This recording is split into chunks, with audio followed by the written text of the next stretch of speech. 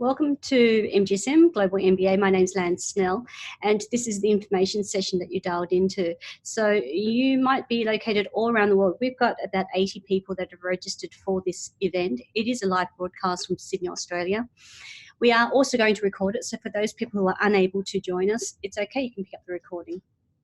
What I'd like to do here is, I'm conscious that we've got about 10 people that are registered right now with this live broadcast.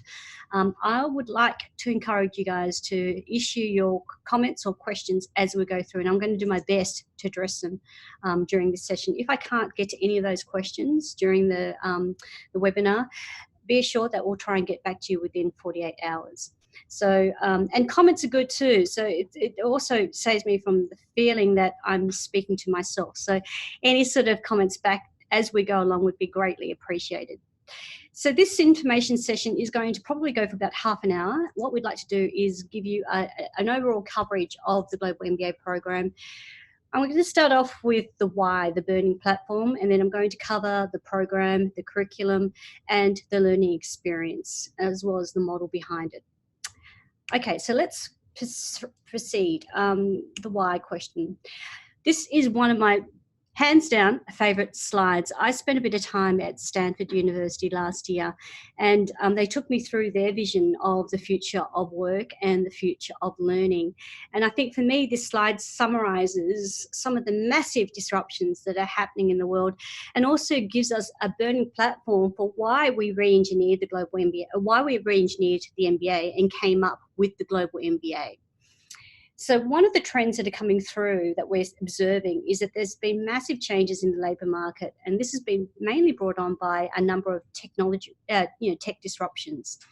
This has led to this principle and narrative of lifelong learning. So what we do know here is, in the first two quadrants speak to this point, that front-ended or front-loaded approach to education is being completely disrupted. And so the whole notion of, you get born, you get into this world, and you go through school and university and your job, and then you go through life and then you kind of die, is being disrupted, because that learning journey is no longer a linear one. It's sort of like a spaghetti journey, and that's because we need to constantly reskill and upskill as we go along.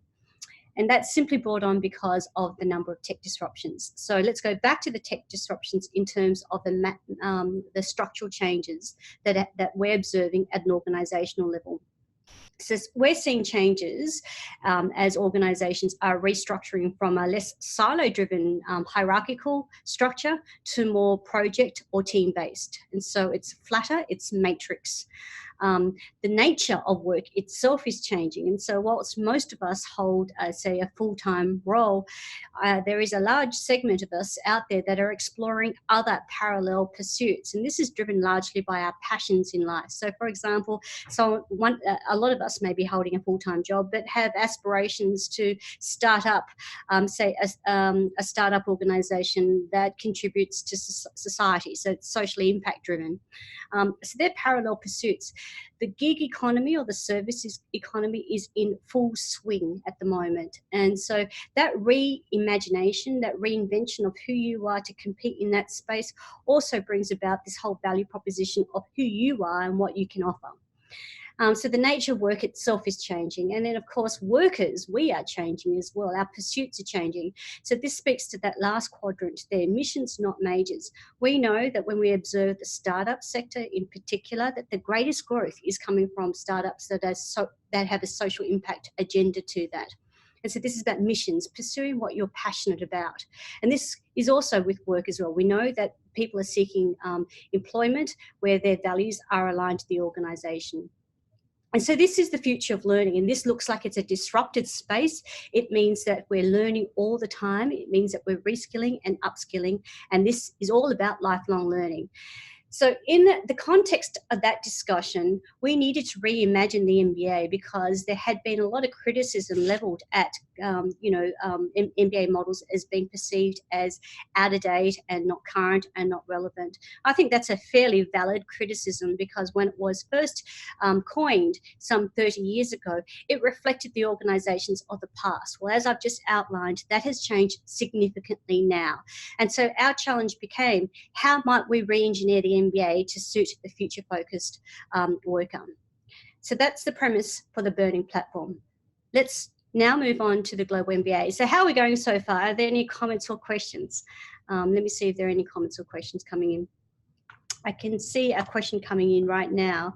I mean, this has to do with sort of the assessment work and what it looks like in terms of the day of the learner. I'll get to that learner experience as we go through the deck. Okay, I'm just moving on now. So when we talk about the Global MBA, I always talk about 3 value propositions. That is future-focused curriculum, it is stackable in terms of its model, and it's affordable. Let me take you through the design-led principles that we sort of had to align ourselves to when we reimagined this Global MBA. So the design principles are around, again, 3 things: diversity, accessibility, and inclusion. Our vision at MGSM, at Macquarie Business School, was simply to make sure that education, that learning was accessible to all. When we consider the MBA model generally, we have a look at the bell curve, 2.5% of the population could really afford an MBA. Certainly in Australia, MBAs are, the average price point is sitting around about $68,000. So, you know, that only 2.5% of the population can really afford or access that. Our design principle is like, why should the mainstream be precluded from a transformation degree like the MBA? And so making it accessible, making it affordable was a really design-driven principle that we feel very strongly about, because quite simply that encourages diversity. And diversity is what we need in this current leadership failure landscape that we're in right now. So let's tackle these value propositions one by one. Let's start with the future-focused capability value proposition. Okay. I'm just transitioning slides right now. So this is the curriculum before you. The Global MBA is a full MBA. It consists of 24 units, and they add up to 48 credit points in total. How we have structured the curriculum is quite innovative in itself. Remembering we're partnering with Coursera, which is the leading, if not the leader, in terms of LMS platforms out there. It is a US-based learning management system, and currently I think it's Coursera and edX really lead the way, but I think Coursera by a mile, given that they've got the biggest market share of global learners out there. In terms of our curriculum, though, we've got it around six future-focused capabilities, and so we sort of called them that way because we consulted the literature. We also asked our advisory board what that hiring capability looks like at the experienced hires market, and they came back with enterprise skills. They've come back with soft skills are really important. We must understand that at this end of the market, we're talking about the experienced hires market, not the fresh school leavers. And so this market here looks like this. It probably looks like you and me right now. So we're professionals. We've got a domain of expertise, but that in itself is not enough anymore. I know I don't want to sound doom and gloom, but it actually isn't enough anymore. To be competitive, to maintain our competitive advantage, we simply need to constantly learn more. And so this is about a domain of expertise plus a generalist set of capabilities. And those capabilities, when we consult the literature, namely the World Economic Forum and Deloitte and the other big 4 firms who do have some sort of research in what this future work looks like, they consistently name or identify capabilities relating to strategic thinking, to actually leading, harnessing talent, to being able to analyse, to influence people, to adapt, and of course to problem solve. So these are typically classified as soft skills. I really dislike the term because it's anything but soft. These are very integral skills to our ability to compete and function as a team today. So the curriculum is around those 6 future-focused capabilities.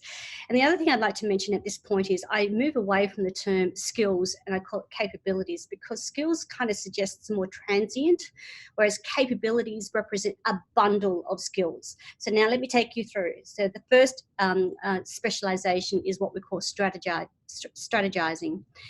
Each of these specializations consists of 4 units. So under strategizing, we have be competitive. In other words, corporate strategy. Be global, which is about looking at global supply chains. This is about looking at parallel supply chains, how to how to create sandpit areas before plugging it back into the main supply chain. Be disruptive is looking at emergent technologies that are coming through, Internet of Things, 4.0, 5.0 and beyond. What does that look like? How does that actually impact on business models? And be sustainable, which is all about circular economy and reuse. Leading is about talent management, harnessing talent, understanding the people that you have, understanding the organisation alignment is critical to actually implementation and fulfillment. So here we're talking about people, process, technology, and what that alignment looks like. Adapting your leadership, understanding who you are as a leader, what your pain points are, what your areas to grow in.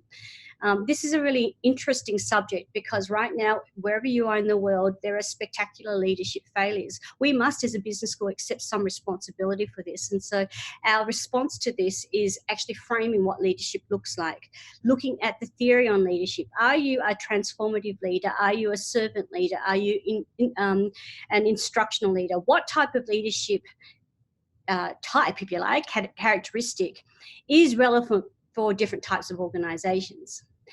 And then the last unit in leading is what we call Become a Meaning Maker. This is a truly interdisciplinary sort of unit where we're looking at values and alignment.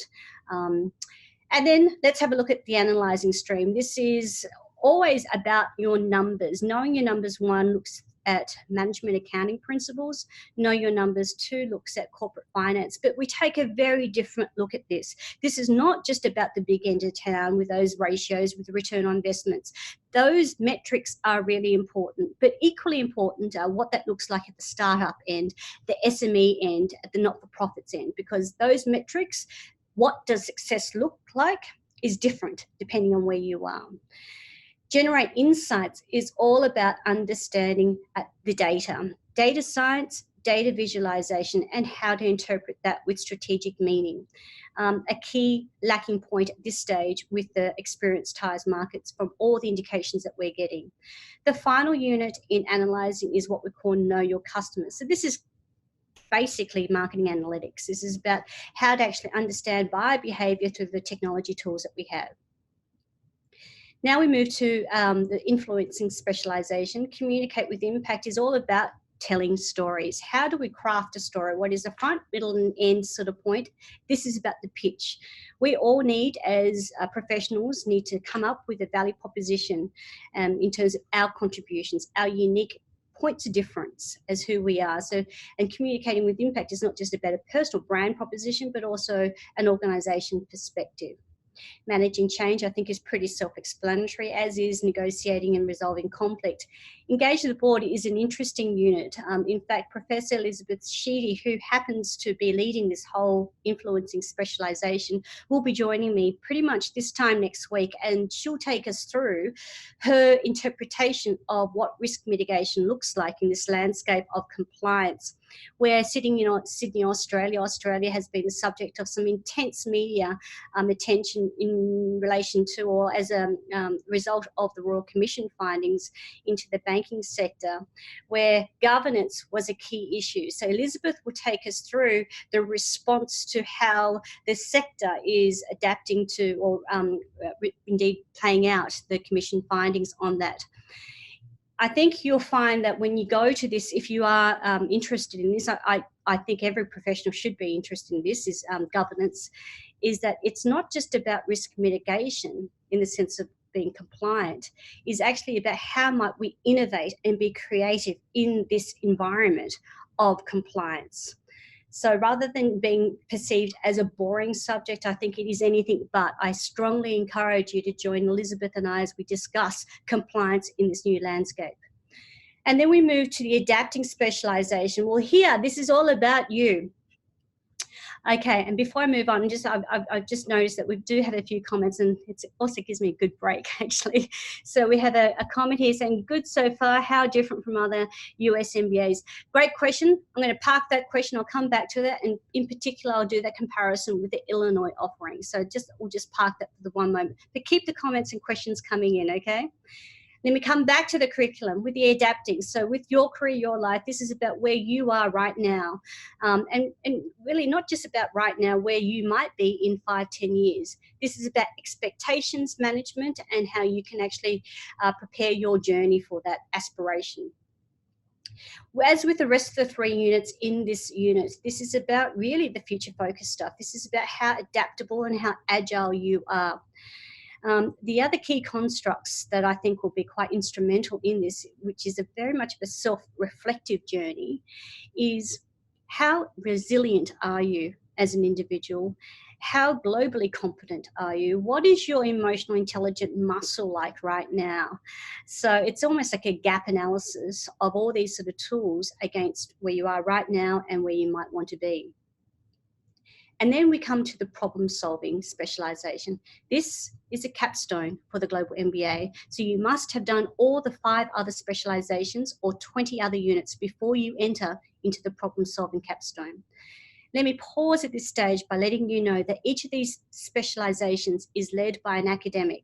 So that academic, there's a specialization leader that is responsible for the coherence and the offering of the learning outcomes in that specialization. And they will also be teaching into one of the units as well. I'm actually going to be the teaching into the problem solving capstone, and here we take a slight departure to the cadence that you would be used to. So here, this is all about immersive or experiential learning. We start off with 2 units called advising. Advising is going to be delivered by internationally renowned academic. His name is Craig Fleischer. He's based in San Francisco in the States.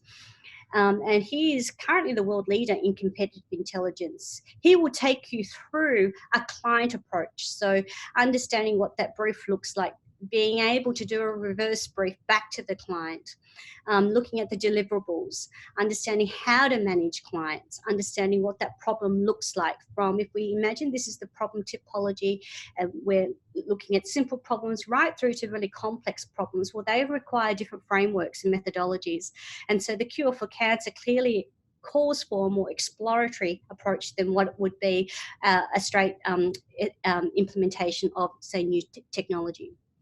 So that's advise. And then be curious is all about, I'm going to call it methodology hacks. Okay, so it's not about research methods 101. This is about a very progressive way and pragmatic way of looking at how an organization might best come up with some research quite quickly without any compromises in terms of the robustness of it. So it still needs to be valid, it still needs to be reliable, but there's a pragmatic route. Now, Dr. Catherine Rickwood is going to take you through that be curious and to develop that curious mindset. We know as professionals right now that we are inundated with data. So our job becomes it's about harnessing those nuggets from that data and asking the right questions. And then we go into the applied immersion 1 and 2. These are sprints. Now, all the way through, by the way, each of these units is designed in a 6-week sprint. We run 6 terms, a calendar year, and each of these units run over 6 weeks. The last 2 units in the problem solving is no different to that, excepting the first applied immersion focuses on going to ask you to focus on the problem itself. Just look at the problem, sit with the problem, reframe the problem, ask the problem in different ways so that we understand what the actual problem is. There's no point going on to solve a problem that is actually not a problem itself. So the first applied immersion looks at the problem, accepting the client brief. By the way, the client brief is going to be sort of like a crowdsource model. So we've partnered up with world-leading multinational brands on this one, as well as startups. They're going to provide problems for us to solve, our students to solve. Students can pick the problem and work with that problem. The second sprint, applied immersion 2, is all about the ideation, the solution and the pitch. So you've got 6 weeks to look at the problem and 6 weeks to come up with a solution to that problem and go back to the client. Now, in terms of governance, we have 3 layers here. We're partnering and we're going to rotate around with our big 4 consulting firms to be that at touch points, the beginning, sort of the middle and at the end. Each team will be sort of assigned an industry coach and an academic to shape the solution and help hone in on what the actual problem is.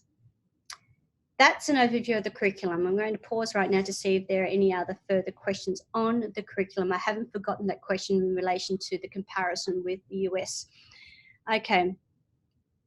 Okay, one of the other questions is, are these modules in 6 specializations separate courses? What are the length of each course? I think I've answered that question. The length of each course is 6 weeks. Now, one of the I guess the common points of confusion or the FAQ questions that we get asked a lot, because of our partnership with Coursera, we believe that this is an excellent partnership, by the way, that adds value across the supply chain here for both learners, us, and Coursera, is that the Coursera model, each of these courses has an open unit to that. That means they're available on the Coursera platform for open learners.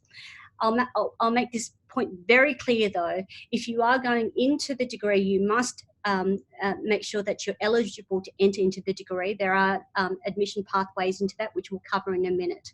But the open courses do not have any accessible component in the degree itself. If the advantage is that you can get a taster of what these courses are about. You can sort of accelerate it ahead in terms of your learning experience, but they do not account for the assessments. Okay, let's continue for now to the next slide. I mentioned earlier the importance of our collaboration with industry, particularly in the problem solving, indeed throughout the whole curriculum. We have a very applied approach to delivery. This must be applied because this is an MBA. I guess if you're doing a very specialised master's, it may be different, but I'm letting you know right now, when you're shopping around for an MBA, and I advise you to shop around, do your homework, do your due diligence. You must look at the level of industry engagement because it is all about applied learning at this level. So how we demonstrate the co-creation and co-delivery with industry is we've established an industry advisory board, and you can see in that slide ahead in front of you that there are about 18 members of this board, and they represent essentially captains of industry. And this diverse representation is observed right through from the big multinational global firms, banking, finance, consulting, etc., right through to startup micro founders and SMEs and not-for-profit. So all is represented, including government. So I think this is a really nice way to represent and to demonstrate our firm commitment to diversity. We hope, and in fact, I know that our student cohort reflects this level of diversity as well from their professional background, and I will go through what that current cohort looks like very soon. Okay, moving on to our next slide, and really what we're looking at in this slide is just a summation of some key facts for you. So the whole degree costs Australian dollars, 33,000 Australian dollars or 20,000 US, but you pay per unit, you pay as you go, so you're not paying the full amount up front.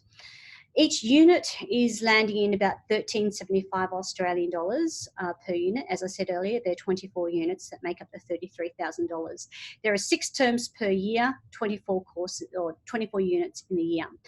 One of the common questions that we get asked, I can see this is a question right now, is what is that length of completion look like? Well, here's the thing. You can actually complete the Global MBA in 12 months. That's 1 year. If you suspend life and if you suspend any family or, social sort of settings. So I don't recommend that for an instant. Most people, in fact, if not all of us, have some family commitments, have some sort of work commitments as well. And so what that study pattern looks like is our recommendation about 18 months. So between 1 to 3 years, I would say 1.5 years is looking like the right sort of balance if you're working full-time with family commitments. That translates to about 2 units per term. Remember, there are 6 terms. Now, let me just tell you about the spacing of this because I don't want to mislead anyone. This is a demanding program. So you start off with 6 weeks and there's probably a 2, sometimes 3-week break in between the terms starting and finishing and starting again. So that gives you a 2-week or 3-week breather in between. But we start the ground running. There is no sort of room to sort of like a soft entry into it. You're starting the ground running. That means you've got to come prepared to class every week. Let me take you through what that learning experience looks like right now. I think that's the next slide. Or are we doing? I think it's admission requirements for the next. There you go. It's a stackable and flexible sort of slide summary for you. I'll come back to that learning experience in a minute. This slide really does articulate the difference between the open and the closed. So I'll be very simple in my explanation.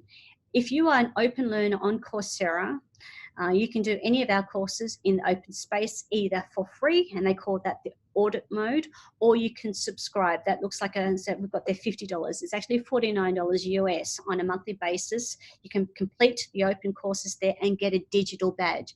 That digital badge is just a digital badge. It's what we classify as a non-award. I think we need to be very clear in our terminology. It is co-branded by Coursera and Macquarie University, but it is a digital badge. Now, some people might ask, well, what's the point of getting a digital badge?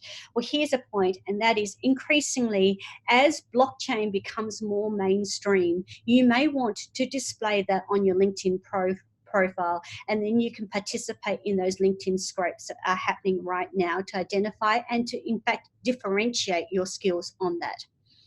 So that's sort of the Coursera open mode. And then if you are interested in entering into the degree as either a non-award student or a full degree student, there are those pathways for you. I'm now going to be talking about those different pathways. Okay, let's just move on to the next slide here. Now, as I said earlier, if you want to enter into the degree, there is a direct admission pathway. This is exactly the same criteria as is our face-to-face MBA. And so that is this, a bachelor degree, an undergraduate degree. We're an Australian provider. So if you've dialed in internationally, it has to be meet our framework. In Australia, there are about 40 odd universities. It's a very highly regulated environment, making it one of the best education experiences in the world. Indeed, the Australian education export sector is number 3 in Australia. So that gives you some understanding as the significance, economic and social significance of education and how very seriously we take it. I guess the takeout point to that is that in this field of being a highly regulated sort of sector, it means that we're very compliant, and quality is something that we take very seriously. So a master's level has to speak to level 9. We call that level 9 on the AQF framework. And this is all about high order learning. So this is all about our ability to be critical thinkers and to synthesize information rather than being very descriptive. So this is the difference between an undergraduate and a master's level. Remember, we're at the master's level here. So the direct admission entry, an undergraduate degree, if you're an international student, an IELTS, which is an English equivalency test, and +3+ years minimum of professional and or working experience. I'll let you know that our current cohort, the average length of professional experience is at the moment 13 years. So that gives you a good feel of where the professionals that are coming into the degree. So that's the direct admission criteria. We recognise, however, that there, for a number of reasons, life being a big reason, that for some reason or another, there's a lot of us, a lot of professionals who are in very senior positions who do not have an undergraduate degree or one of the other requirements there. We strongly believe that that should not preclude you from pursuing your MBA. In fact, we've designed a performance track, alternative pathway to cater for people who don't meet one of those admission criteria. And this is simply this. All you need to do is apply under the non-award. You'll be doing the same program, the same units as our degree students. You must achieve 65% or higher across 8 units, and then you'll be automatically admitted into the program. This is an extremely innovative alternative entry into the degree. Okay, I'm going to pause at this point and look at some questions. I can see a question here. Is there an early exit point into the program? At this point in time, that curriculum that I outlined earlier, that's essentially a set program. I do understand and I do appreciate that with MBAs, typically they are what we call articulated sets or nested programs consisting of a graduate certificate, a graduate diploma and a master's. The global MBA is a little different. It is a set program at this point in time. However, we are looking at introducing different entry and exit points in the future. Another question I'd like to pause and address right now is, are there exams corresponding to each modules? Now, the global MBA, there are no exams. Each unit, remember there are 24, looks like this in terms of assessments. 2 assessments, week 3 and week 6. And these assessments consist of things such as case studies, reports, group work, reflections, essays, etc., but no exams. For the Know Your Numbers 1 and Know Your Numbers 2, there could be some multiple choice questions, but typically they're, that would be confined to those two particular units. Okay, let's move on to our cohort. Who are they? Who is our cohort at the moment? So this gives you a really good understanding of the current landscape. At the moment, we've just run our first term. So this global MBA has just been launched this year, by the way. So the first intake, we have 2 intakes a year. We're now looking at the September intake, which is the second intake for 2019. The first intake, we had 69 students admitted into the program. As you can see from this slide, it is truly a global program. We have clusters of students all around the world. In fact, I'm about to go on a big trip across Southeast Asia and meet up with our students overseas. There's another element here that I'd like to introduce, and that is what we call the local meetups. And this is part of our augmented services. Even though this is a 100% online degree, digital degree, I think it's still important that you understand that there are face-to-face opportunities to meet faculty members, to meet alumni, and to meet each other. So in fact, in 2 weeks' time, I'll be covering 5 different countries, and we'll be having local meetups and information sessions. So countries such as Singapore, which is a tech hub, we have a cluster of students in Singapore. We have some in Vietnam, we have some in Manila, and we are having discussions with prospective students right now in Manila and Jakarta, and also a cluster in Myanmar. So I just wanted to let you know that there are local meetup opportunities happening all the time. Okay, here is the spread of the cohort. We have an average age of 38, so that tells you immediately that it's a fairly mid to senior level of professional. Again, 14 countries are represented. We have a split of 35 to 26 award to non-award students, and every sector is pretty much represented. So it is a truly diverse cohort. Okay. We're going to play you a video, but I think in the interest of time, I might just skip right on to the learning experience. But, you can have a look at that video in your own time at the recording when you will include that as part of the recording. Let's now touch on what this learning experience looks like. Before I go into the details, I think it really is important to address the elephant in the room, and that is the prevailing perception of online learning, and there's no other way to describe it, is pretty ordinary.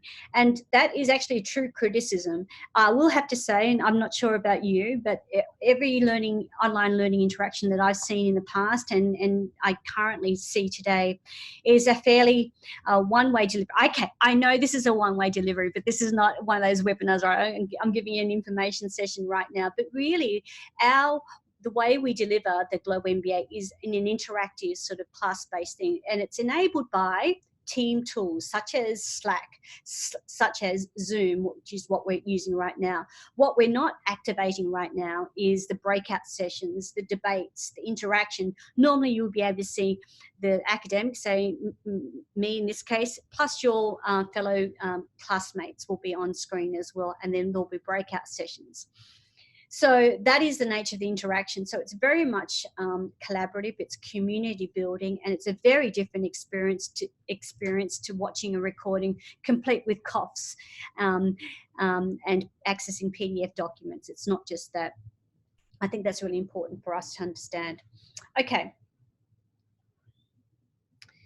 Now, let's move on to the next slide, and basically this comes to the conclusion, and I'll be addressing questions now. So in front of you, you'll see that there are important dates. Now, I'll come back to that point that I will stress, do your due diligence. Understand what it is that you're looking for in MBA. Is it something that you can't come to class because of your travel commitments, because of your work schedule, because of family commitments? Well, therefore, that narrows your options down to looking at online providers, online MBAs. In the online MBA space, make sure one of those dimensions that guides your decision has to be the reputation of the business school. I'll let you know that MGSM, Macquarie Business School, at the moment with our face-to-face MBA is currently ranked within the top 100 of the Financial Times ranking.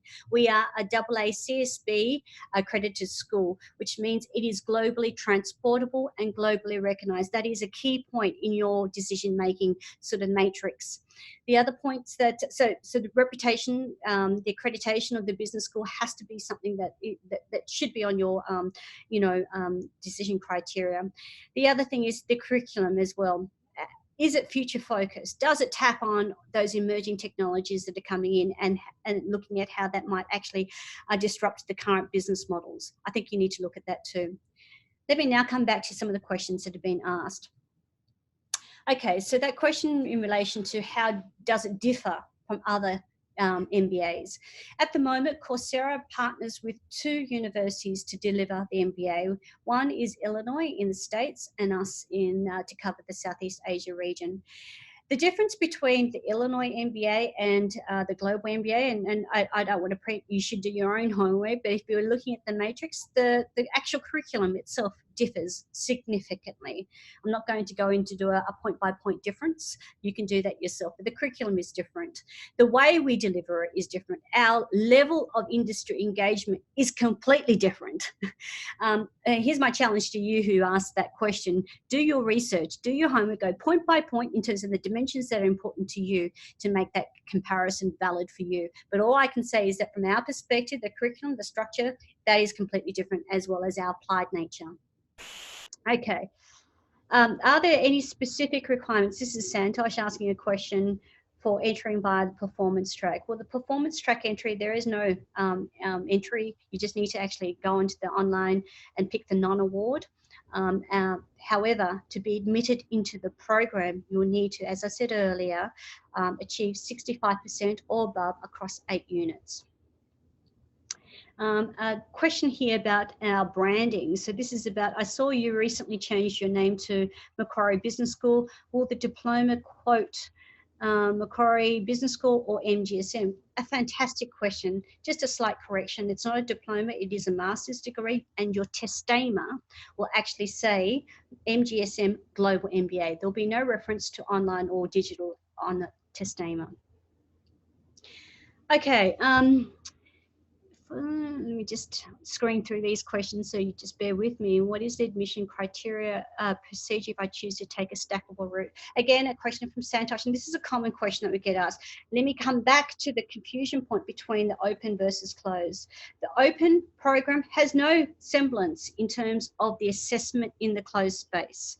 The advantage of looking at the open material is that you get a taster for the closed, the degree space.